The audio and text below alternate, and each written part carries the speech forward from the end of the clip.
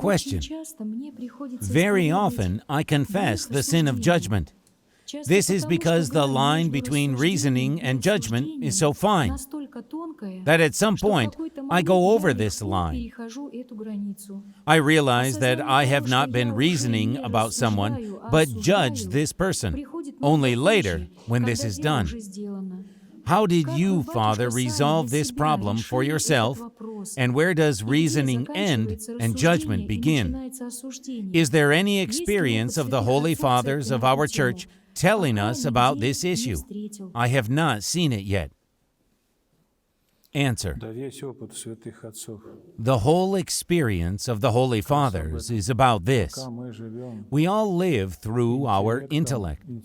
Intellect is a crude tool, which does not perceive subtle matters. They may be perceived only by one's heart. But this heart should be free from sins. It should not be a stout heart, living by its passions, emotions, and carnal impressions. Such a heart is very crude and not capable of seeing the obvious.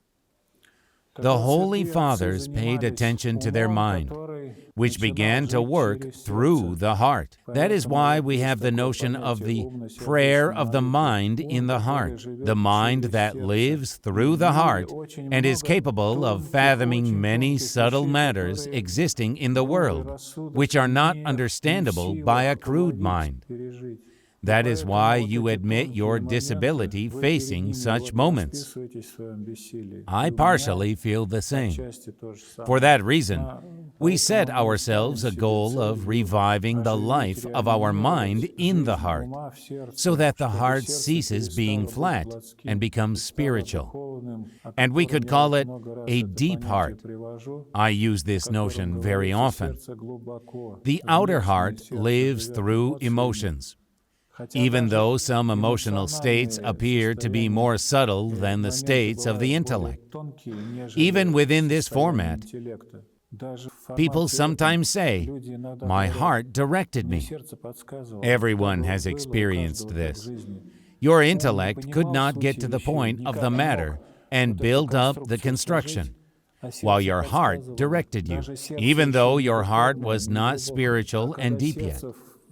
When your heart, in the process of a spiritual life, is revived in the form of the Spirit, recovers its breath, resurrects, and starts to live, you will have the state of intellect of the Holy Fathers.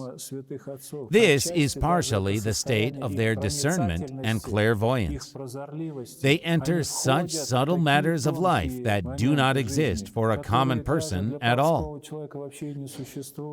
But in order to pass into this form of life, sometimes we read St. Joseph the Hesychast, and we begin involuntarily, as this is the quality of our soul, to compare ourselves to him, and we do not understand. Do you know in what way you draw a comparison? You should compare his feats, loyalty, courage, and stability to yours. That is what you should align with, but not with his result. Nevertheless, we try to reach his result at once. It cost him a lot, just like all the fathers. That is why I only explain this notion to you. But it does not mean you will walk away from the church now and have it all.